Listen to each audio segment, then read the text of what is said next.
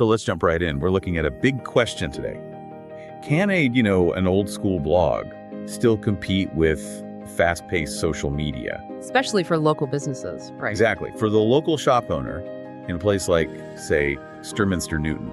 And for this deep dive, all our insights are coming from some really sharp research published by Izzy Gold Marketing. Yeah, and our goal here is pretty simple, really. We want to give you a shortcut to seeing how really intentional, locally focused blogging can be this powerful engine for traffic and for loyalty. So we're going past the basics. Way past the basics. We're looking at how to use content as a real long-term business asset. Okay, so let's start with the core idea that Izzy Gold seems to really push: localization.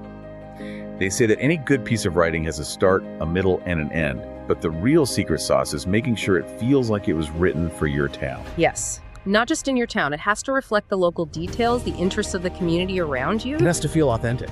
Exactly. I mean, think of your blog as a kind of digital fence around your business.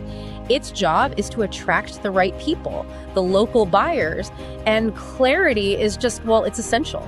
And when you say clarity, what do you mean? We're talking about writing so simply. The source material actually suggests aiming for a third grade reading level. Wow, that's simple. That simple. So the message is just instantly understood. It makes you trustworthy. And when you combine that with being adaptable, writing about a big local event as it's happening, that brings in a ton of attention. Okay, that all sounds great strategically, but I'm picturing myself running a small shop. I'm busy. Isn't it just faster to post a quick update on social media instead of a whole article? How does this blogging effort actually bring in customers? That is the key question, isn't it? And it ties directly into what we call SEO, or search engine optimization. Blogs get you customers through some things for keyword optimization. Right. You're basically using the exact words your local customers are typing into Google to find a business just like yours. That gets you ranked higher. Okay, so let's break down a term the research uses then. Geo-targeted keyword.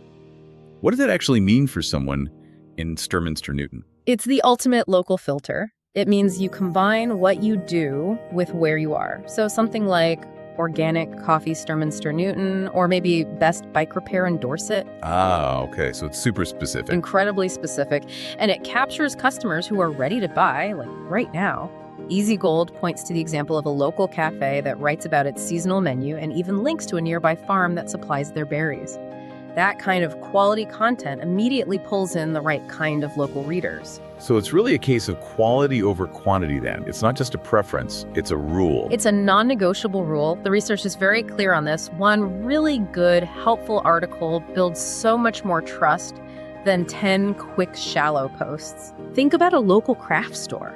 Instead of just listing products, they could create a really helpful guide on a DIY project. That makes them an expert. And then once you have that great article, you share it just once on Instagram or Facebook, and suddenly it's acting as this huge amplifier, reaching way more people. Okay, so if that level of quality is the goal, how do busy owners keep that up without burning out? I imagine that's where tools come in. That's exactly it. The source material mentions essentials like WordPress for publishing or Grammarly for polishing your writing.